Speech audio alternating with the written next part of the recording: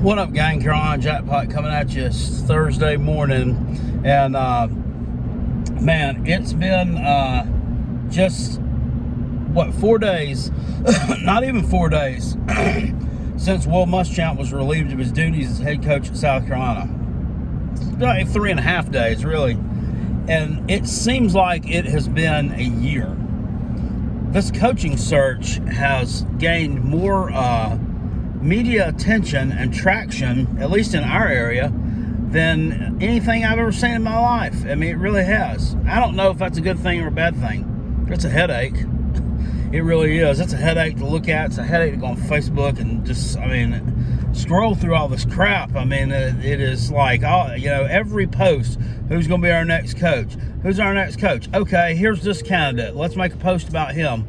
What do you like? What do you not like? Here's this other candidate. And it's nuts. It really is. I miss the days of when Coach got fired back before social media. There wasn't all this hullabaloo surrounding the thing. But it is what it is. I guess a lot of people get entertained by it. I've had other stuff on my mind this week. So, it hasn't really affected me one way or the other. But listen, this thing is pretty damn cut and dry, and it's pretty easy if you look at it. You look at the list of top candidates. First off, I will tell you that some of, one of my favorite candidates that I thought would be a good fit for this job is not even on the list, and that's Dave Clawson at Wake Forest. And people laugh at me when I say that, probably scoff behind my back, but the guy went to bowl games in 4 or 5 years at Wake Forest. He's been to a bowl game each of the last 4 years, won 3 of them, has produced some NFL players to come out of Wake Forest. He's doing more with less than anybody in the college football landscape, and that's a broad spectrum. Okay, that's a broad spectrum. In my opinion, he's doing more with less than anyone in this 3-state area. Let's just put it that way. He's not competing for ACC titles, okay, and that's going to be really hard to do given the fact that he's in the division with Clemson. In normal years, it's second place pretty much for right now is the ceiling, unfortunately, in that side of the division. Second place is just the ceiling, and he hasn't quite gotten them there yet to that level, but I think it's coming. But I'm assuming he'll stay at Wake Forest because I haven't seen any kind of real interest from either side on that. I haven't read anything about him being interested one way or the other. Let me just cut to the chase. Billy Napier is going to be the next football coach at South Carolina. It just makes sense. It just makes sense. The guy went to school. He played, was a 2-time All-Southern Conference at Furman, right, like 15 minutes from me. He was a grad assistant at Clemson. He actually coached a year of coaching quarterbacks at South Carolina State. I didn't know that. Then he goes back to Clemson. He coaches, wide receivers. He's a recruiting coordinator. He does everything there. Most of that under Tommy Bowden. And then when Dabo comes on board in 2009 and 2010, after Dabo gets the full-time job, after Bowden gets fired, quit, whatever happened to him over there, then Napier's his offensive coordinator. And he fired him after the 2009 season because...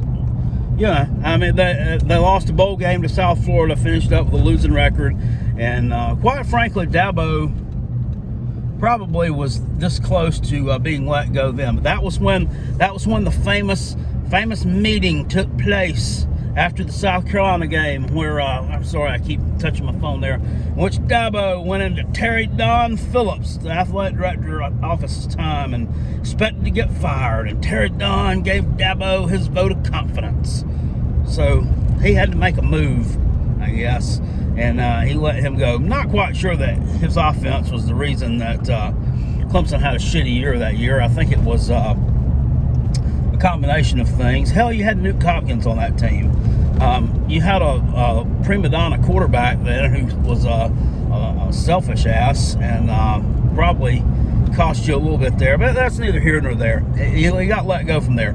So you got to think there's a little bit of animosity there, somewhat, whether anyone admits it or not. Goes to Alabama. He was the assistant head coach there. Goes to Arizona State. He ends up there and is an OC. He was an OC at Alabama. So, I mean, he's been well-traveled, and he knows the state of South Carolina very well. Now, he's not from the state of South Carolina. He's from Georgia, actually. And his dad was a high school coach. I didn't know that. I've read all up on him. Yeah, studied all up on him. The stuff I knew other than playing at Furman and coaching at Clemson. That's just the best fit for the job to me. He's not uber young, but he's relatively young. I think he's 41, 42. So to me, that's about the right age range that you need for that job. It's younger than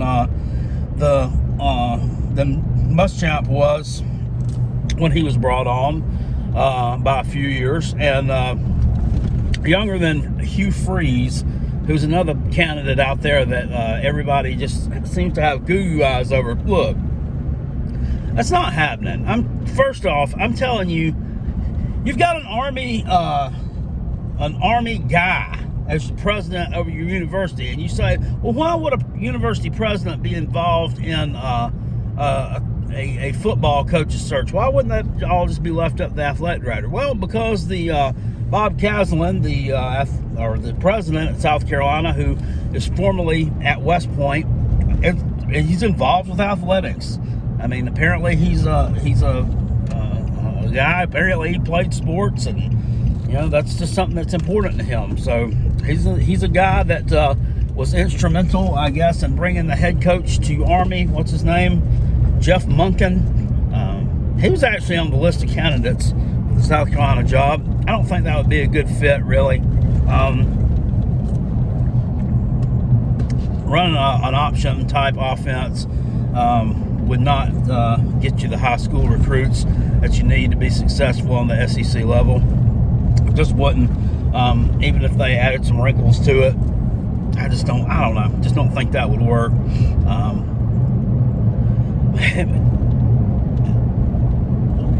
And I mean, Ray Tanner's last football hire, the athletic director of South Carolina, Ray Tanner, his last football hire in Muschamp. I mean, obviously it didn't go over that well.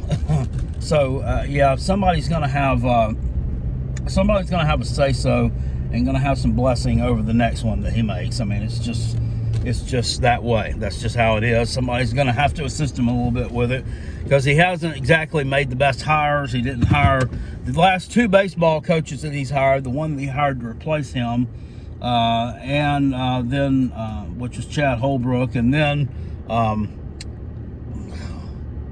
we didn't even play baseball last year, so it's so far out of my mind that I can't even remember whatever the Jamoke's name is that came from South Florida to coach the baseball team. My gosh, why can't I remember what his name was? Anyway, he hasn't exactly set the woods on fire since he's been there. So I think that this is a crucial hire for Tanner, and he's got to knock it out of the park.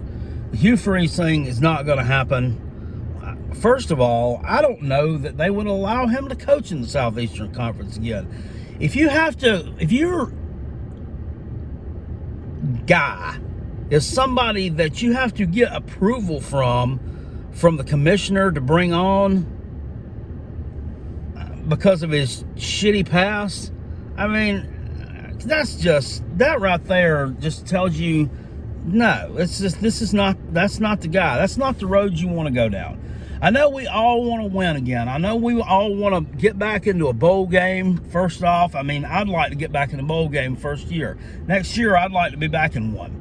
At least win 6 games and get back in a bowl if we're able to play those games. And people, this is another thing too, and I know I go off on different tangents here.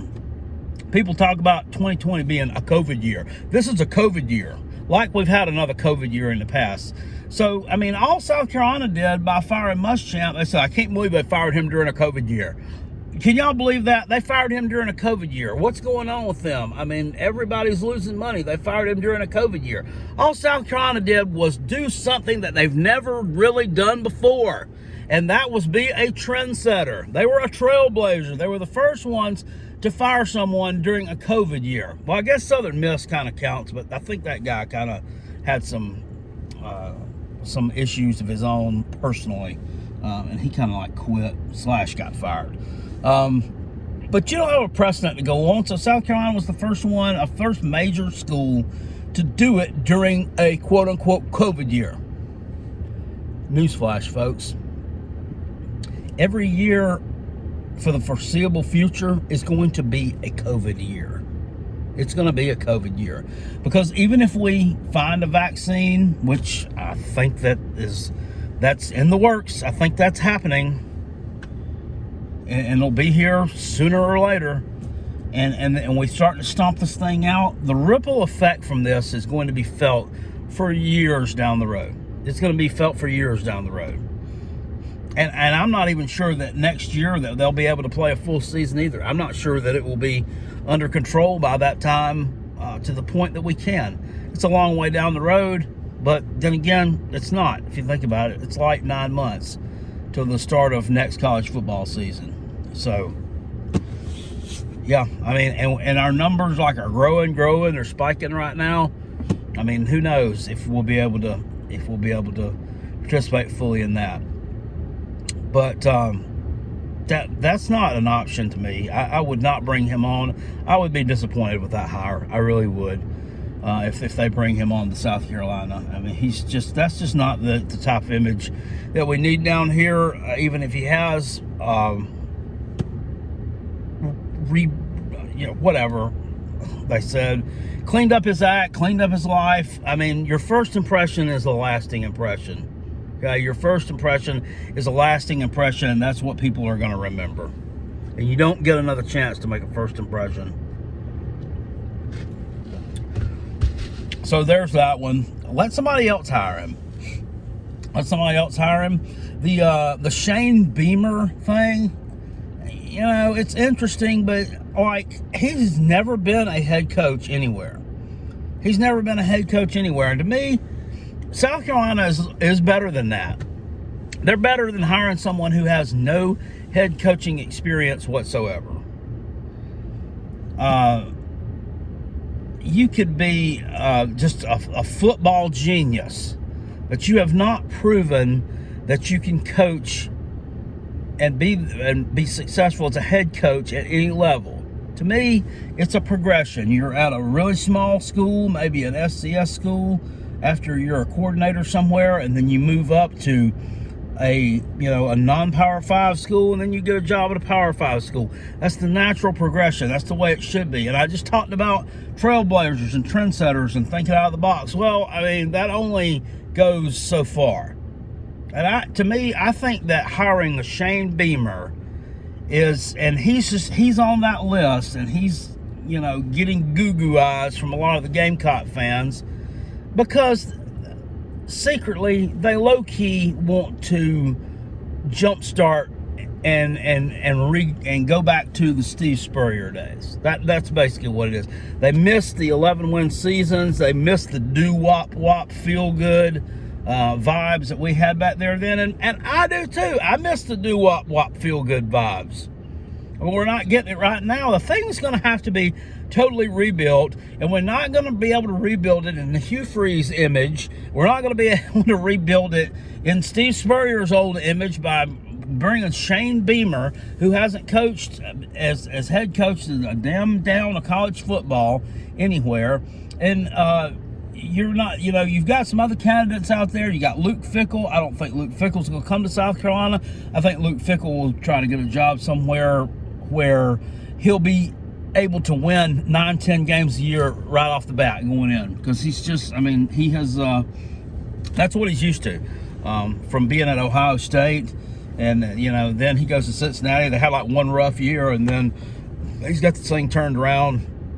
I think he'll be in a more high profile situation. I think you'll see him end up at a Texas or a Michigan. Oh, and speaking of Texas, that's another name I heard that makes no sense. Somebody actually had it. They said they heard it from some underbelly source somewhere, and that there was had not been confirmed really at this time, that they had reached out to Tom Herman again and tried to give him a quick way to get out of Austin, Texas if he needed to. What? Why do we want somebody, once again, why would we want somebody who failed somewhere else? Now, albeit, I mean, he has a winning record at Texas. Will Muschamp had a winning record at Florida. What he's doing at Texas is not what they are used to.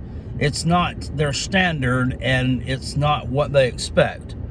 So how do you think that he would be able to give us our standard and what we expect here when he's not going to be able to recruit anywhere near the caliber of athlete at South Carolina? Well, I take that back. South Carolina can finish in the top 15 in the country in recruiting, but Texas is usually in the top 5, and there's a huge gap there. What would anybody think that would be a good hire for? That's another guy who's dirty, in my opinion, in the personal life side of it. I've heard too much stuff about him. I don't think that would be a good hire either. And you just whittle away at all these. The guy at Coastal Carolina, I need to see a bigger body of work. I mean, he's had one good season, and they say, well, that's a really well-coached team. If you watch them, they're really well-coached. Okay, well, I mean, nobody was saying that last year when they finished like 4-8, how well-coached they were. I mean, I think they've just they're a kind of a Cinderella story. They've, the competition they've faced hasn't exactly been the greatest. I mean, who have they beaten? I mean, they beat the worst Power 5 school out there, and an FCS team, and then a handful of these middling Sun Belt teams. I'd need to see something better. And I'm not disparaging the guy in any way, not disparaging him in any way, but he also got into some dirty pool down at Charleston Southern University. So I don't know that would be the route you would want to go either. I just think that he probably needs a little bit more seasoning on him before somebody takes him out of the oven. Anyway, that's Carolina Jackpot's feelings on it. To me, it's a no-brainer that you hire Billy Napier as the next head coach at South Carolina. Guy's 25-11, I think, is his record at Louisiana Lafayette. I call him Louisiana Lafayette. They just call him Louisiana now. Louisiana Lafayette since 2018. He's a South Carolina guy, regardless of the fact he didn't play his high school ball here. He played college ball here and coached a lot in the state of South Carolina. I think that's the guy, and I'm sticking to it. So hit me up in the comment section below. What do you think about it? I'll see y'all later. Appreciate it. Peace. I'm out. Go Gamecocks. Hey, they fired Boom.